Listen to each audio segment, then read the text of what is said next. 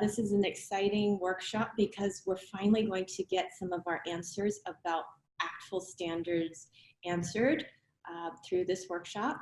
And so, Dr. T, you ready? Certainly. All right, I'm going to mute myself. It's your show. Bye. Okay. Hello, everyone. My name is Camilo. I'm from Puerto Rico, and I have been baptized by Mrs. White. I'm going to call you Mrs. White, like the one in Clue, as Dr. T. I guess saying welcome to the A-team, it's appropriate, right? Everyone it's more or less familiar with the ACTFL standards, right? Okay, I'm assuming that. So, okay, let's begin here. What we're going to do is go over goals, standards, benchmarks, descriptors, and indicators. Okay, this is quite simple. General goals, very ample, very exhaustive. And I don't know if any of you have seen that the California Board of Education approved their new world language standards, and they actually do use the ACTFL categories for their standards, but they keep two of the 5 seats out and actually integrate them into the other standards. This workshop is meant to be as an introduction to this, the whole concept of the standard, understanding them. But later on, we could go over the actual California Board of Education standard to get more ideas about how to build instrument or plan classes. Okay. So here, my spoiler alert. All we need is love, like the song, like the Beatles song. But the details, the granularity is in the indicators. Always, it doesn't matter in what jurisdiction you teach, if it's, as long as it's within the United States, you're gonna notice everyone talks about standards, everybody talks about indicators, and they're gonna be used more or less in the same sense. So that's at the end of the day, at the end of the workshop, we're gonna be focusing on the indicators, particularly as they give you that detail of how a language learner advances or progresses through the classes. Okay. And performance descriptors. But usually in other tables that the ACTFL provides, you see the benchmark, and underneath them, you see indicators. You're gonna see that scale. Standard, benchmark, and indicators. The indicators, it's what gives you the real information about levels of performance. So that's what we have to look at when we're trying to either build a rubric or any other kind of measurement or assessment. That's the particular elements that's gonna help you. In this case, when we talk about proficiency benchmark, it's an all-around picture. What can the student achieve in a real life scenario? So the proficiency benchmark works very well to give you objectives for your class, where you want to get that student. He's performing at this level, we want to get them over here. When you see all the publications from ACTFL, you're going to see a lot of proficiency benchmark or proficiency talk connected to the indicators, and that's good. It gives you ideas for classes, it gives you ideas for scenarios, gives you ideas for assessment, but it's not going to give you granularity. It's not going to give you expectations on how the student, specific information on how the student has to perform to reach that level. It's a little bit more general. What I mean to say with this, it's all of this information is useful, but if we are in a hurry, like today, where we're doing a crash course, we want to get to the nitty-gritty of it. We're gonna get straight to the core. And that's what we're going to do today. I'm not saying, I just don't want you to say, oh no, Camilo told us a benchmark doesn't matter or standards. Oh, we don't care about those. We only care about indicators. Okay, so they do have importance. They do have the functions, but it's more general or more wide than we might need on a day-to-day basis, right? Okay, and here we also have the clear distinction between proficiency and performance. Okay, who can tell me, do we measure proficiency in our classes? Or do we measure performance? I think we do performance more than we do proficiency, right? Precisely. We, unless we were um, measuring performance in real life situations, we could say we're measuring proficiency, but we always going to be measuring performance because it's a control scenario. It's a control exercise because it's a control environment, right? We're not going with them. Oh, okay, let's go out to the movies and see how well you do buying that ticket for us, or let's go to a Hindu restaurant and see, or to a Mexican restaurant and see how well your Spanish is. Okay. Okay. Now, proficiency benchmark versus performance descriptors. That's where we want to get the description of the performance. Still, why are proficiency benchmark relevant? Why are they important? As I said before, it's a guide. Nobody wants to learn a language just to do grammar. You want to learn a language to go out there and use it, right? So besides language pair having the communicative approach, which precisely work with real life situations. Yes? Questions? No? We have the communicative approach, which deals with real life situations. So we can see how these benchmarks are relevant for us because we're trying to get the student, give them the tools and the ability to perform well in these real life scenarios. And of course, we have no control over that. It depends if the student is shy, if it's outgoing. This is what we're aiming for. Real world proficiency, although we have no control and we're not going to measure it. Okay, descriptors. This is the real deal. This is what we're going to be actually using if we want to align or practice with ACTFL standard. That's the whole idea of this workshop. The importance of this performance descriptor was connect with the indicators. It's the detailed, granular information about performance. It tells you how the sequence of progression within the sub-levels can be measured. And that's what we want, to be able to measure, not just say, oh no, he's a nice kid. I like how he talks. He's very outgoing. We need evidence. We need outcomes, measurable outcomes. We need measurable goals. And that's what ACTFL give us already set. We don't have to come up with anything new. And actually, if any instruments you have, even planning, even rubrics, any kind of assessment, you can use it and just tweak it using the indicators and the wording from the indicators, and voila, your tools are aligned with ACTFL standards. I know I make it sound easy, but that's the idea, it's not to scare you, right?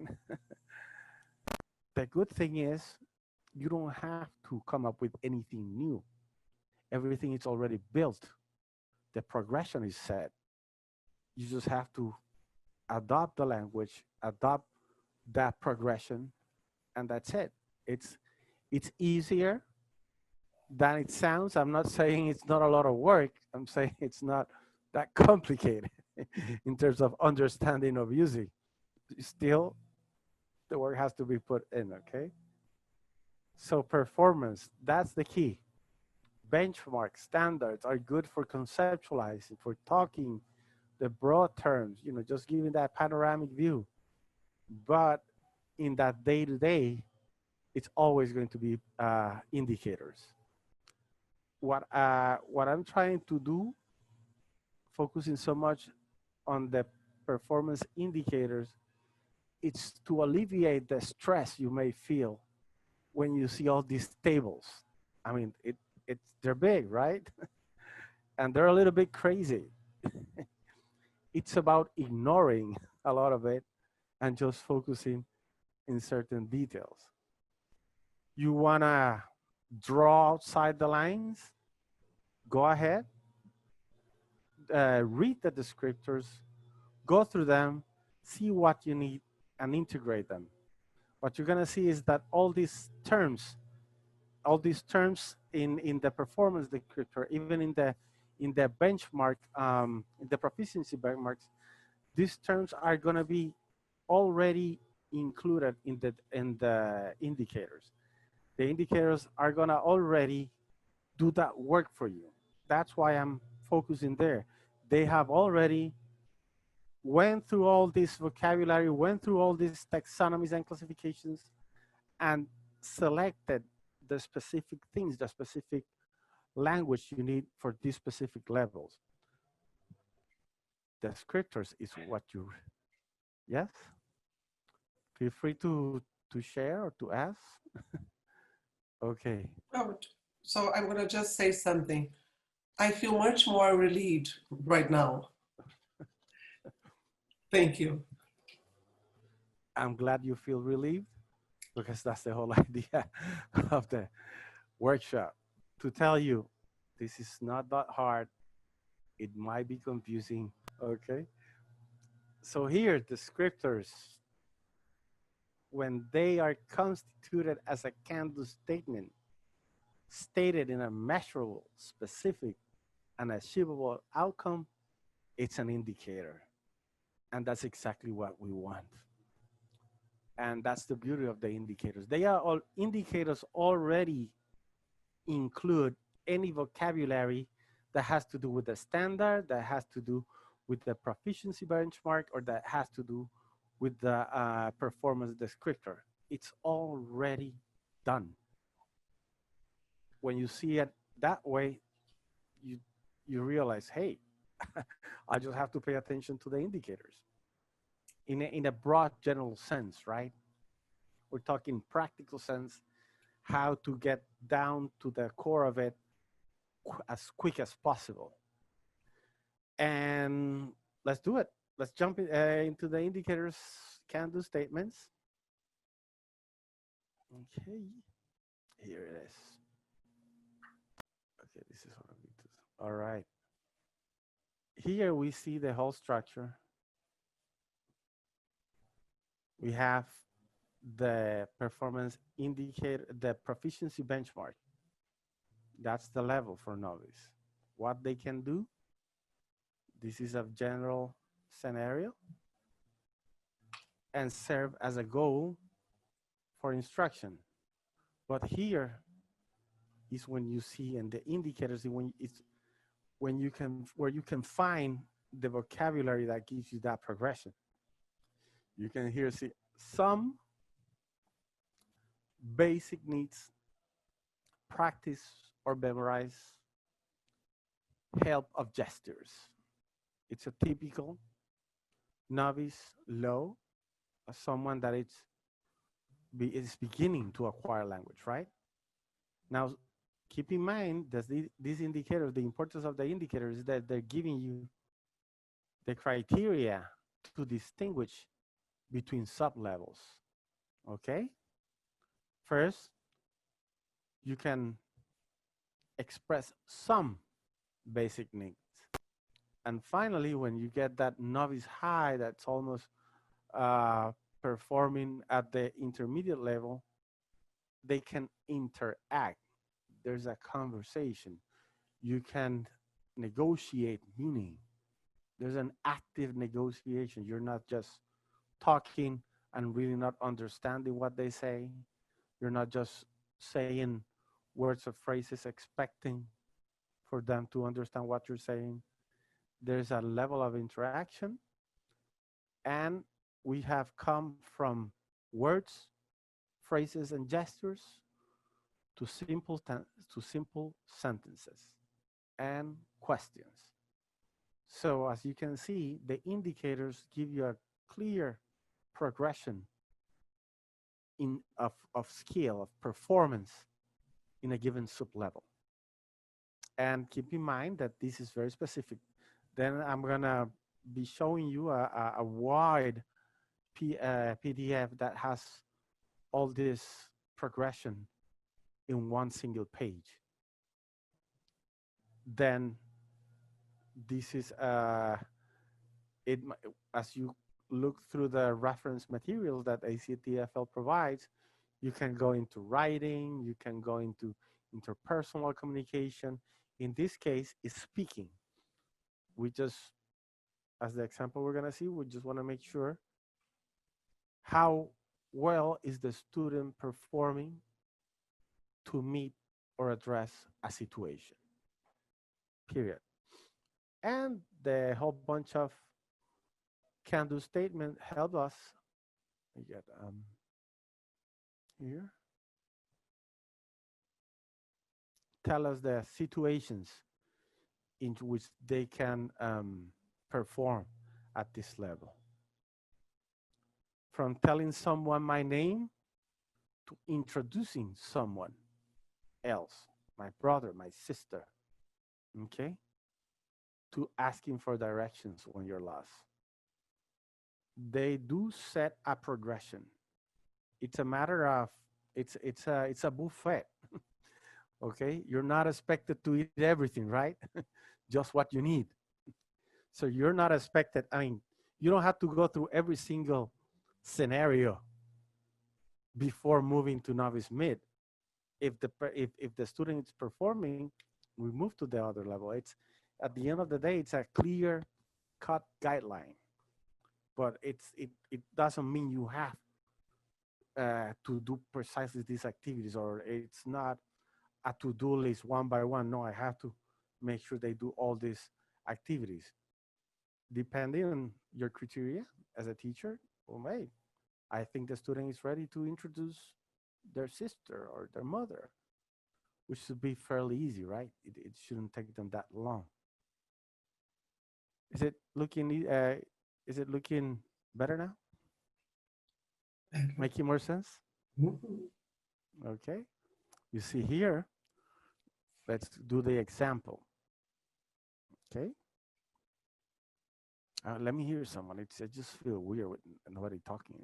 Just anyone wants to read the task?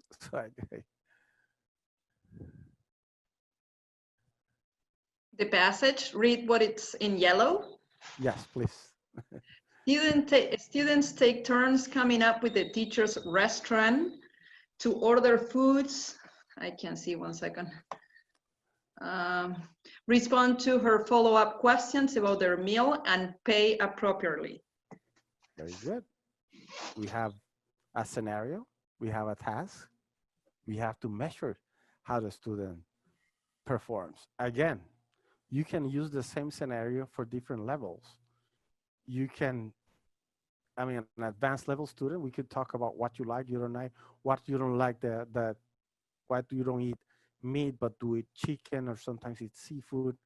The same scenario, you can keep using it or expanding, you just go deeper in performance. So it's not like, oh, I use the menu scenario already. No, let's go over it. Let's go deeper. So here we have you have the proficiency benchmark, practice, memorize, phrase, simple sentence, and questions. The benchmark also is gonna lay out a progression. You see?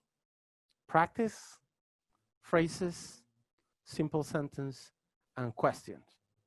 Now, when the student is making simple questions, you are more comfortable with the language, right? Because you can ask, what is it spicy? Does it have meat? Or, oh, I'm allergic to seafood. That kind of stuff. It's a little bit more advanced. So as you can see, they tend, in these general benchmarks, they tend to also lay out a progression in the statement, which also helps when you know that, right? Because if you see it all in one statement, you might think, oh my God, but how am I getting a novice student to ask questions about a menu? You don't have to, unless it's a novice high.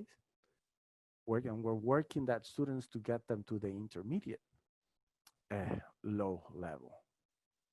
All right, let's see how the example comes up.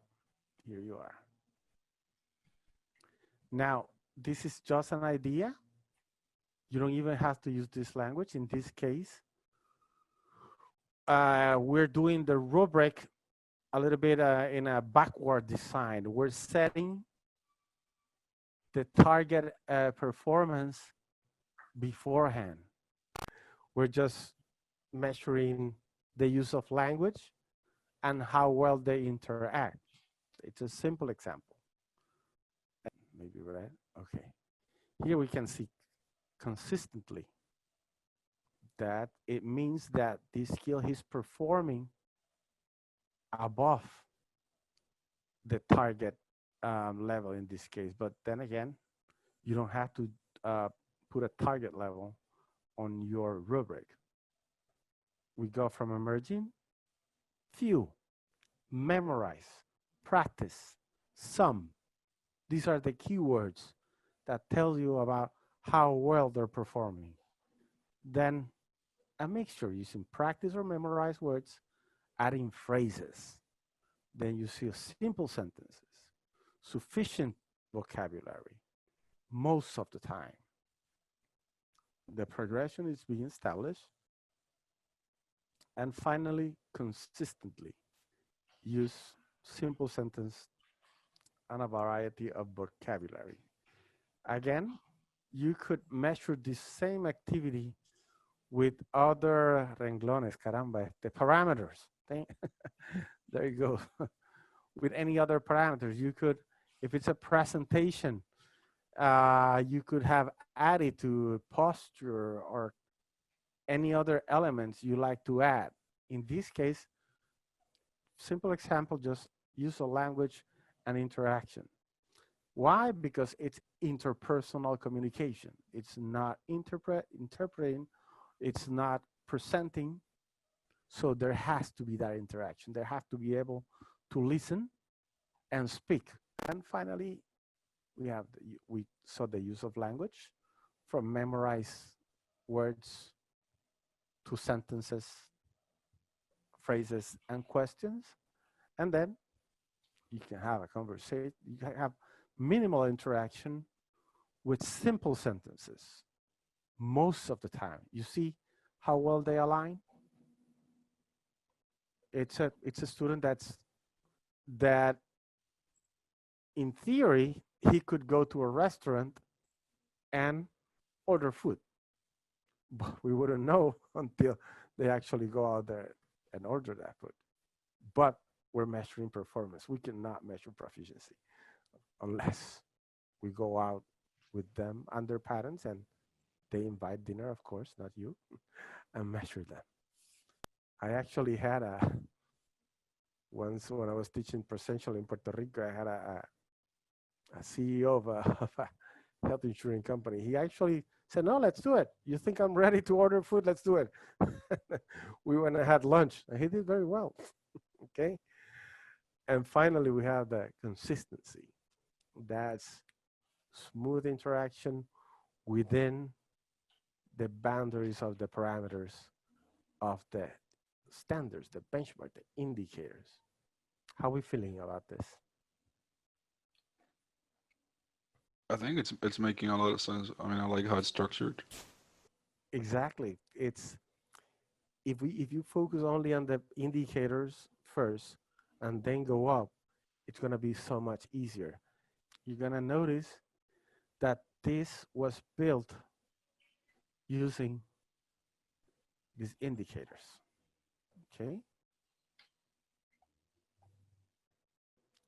It's, as we're gonna see, all the vocabulary, measuring levels of performance, it's contained there.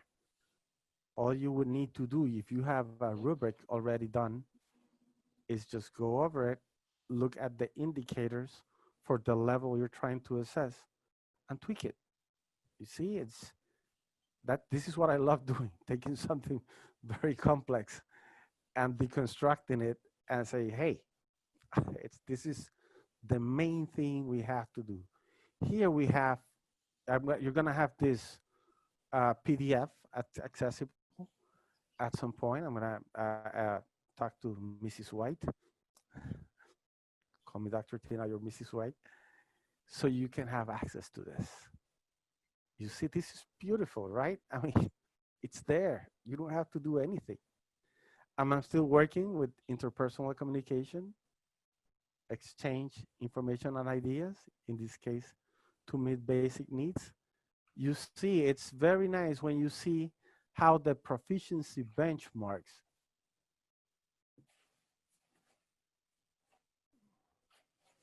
are broken down very nicely within the indicators. And again, the benchmark lays out progression, words, phrases, sentences, and questions. And then you see in the indicator, answering few simple questions, practice or memorize word and phrases, request and provide information, few simple questions, practice or memorize, and simple sentences. All of this information, it's contained. You're welcome, Mary Muruka. It's contained. It's already broken down in the indicators. You don't have to do this, which is what drives us crazy, right? You see, you say the proficiency benchmark. I said, but how am I supposed to break this down? It's already broken down, and you can actually tweak it. All right. When you come to think about it, you're going to be shaving away a lot of the stuff the ACTFL has. You just keep the things that are relevant to you and do not worry about the rest. Then you can see how the progression, it's already established, it's already broken down for you.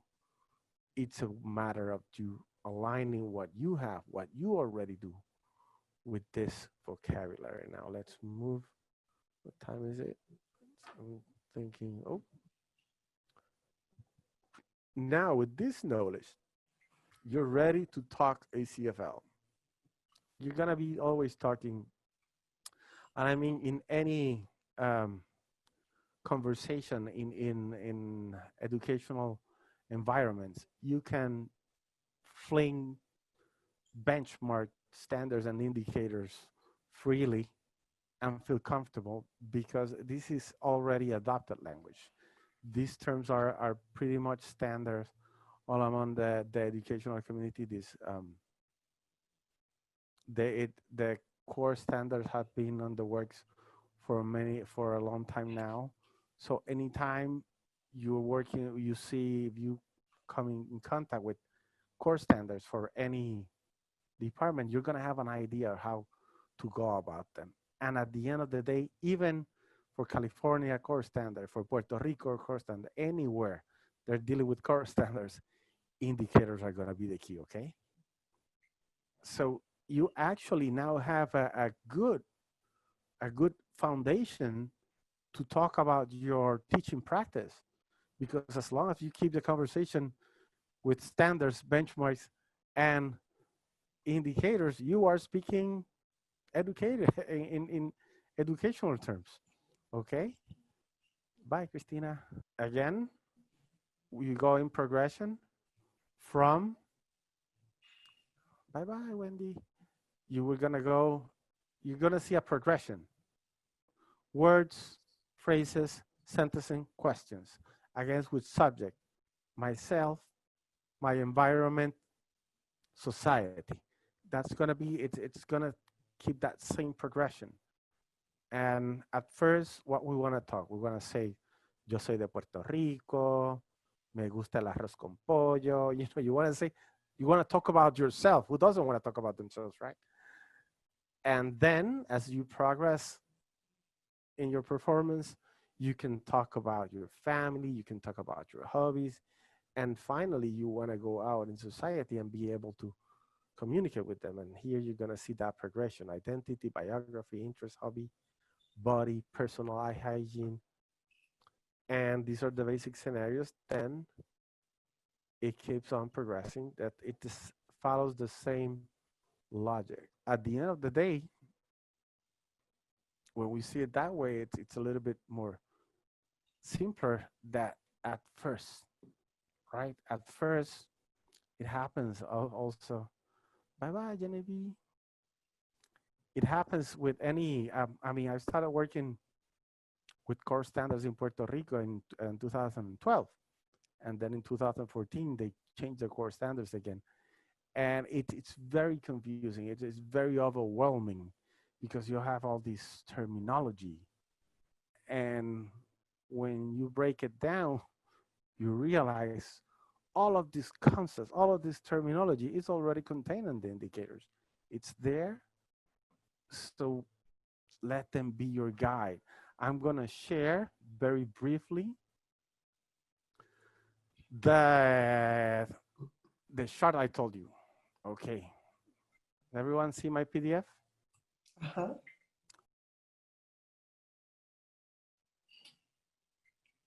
It's there here. Let me go to the first page. This is only for communication. It begins with the proficiency benchmark, which is good. We said it's important. Give us an objective. It gives us a goal. Where are we heading? And they break them down very nice. You know, this is good for conceptualizing. You know, when you're creating that where are we going with the students? And then this is the beautiful part. See how beautifully laid out is. This, you could do this with the California standards on math, on science. If you lay the indicators side by side, you will see a clear progression of performance. And here it is, very nicely laid out. Let me get this out of the way so I can. Excuse me, Dr. T, to interrupt. Are we getting a copy of this? Yes, yes. Yes. All right. Yeah. Yeah, I wish I could make a giant copy and just put it on the wall so I can see it all in one page. I'm sorry, but I have to leave. This is very interesting and it's helping me a lot. So yeah, we're done. This is the end. I just wanted to show you this because this is gonna make life so much easier for each and every one of us. Look here. Thank you, Natalia. Gracias, Natalia. Here you have it all. I know it's a little bit small to read, but it's laid out. Everything broken down with the terminology that help us measure how the student it's developing. Yeah, it's I'm telling you, it's so practical, Yes. and it's intimidating at first because it's all these charts, all these words. But thank you for this workshop, because what it does is it just drives home that it's very practical. We don't have to look at everything, just focus on where is my student? What level is he? Yes. Awesome. This is so awesome. All right. Yes. Materials.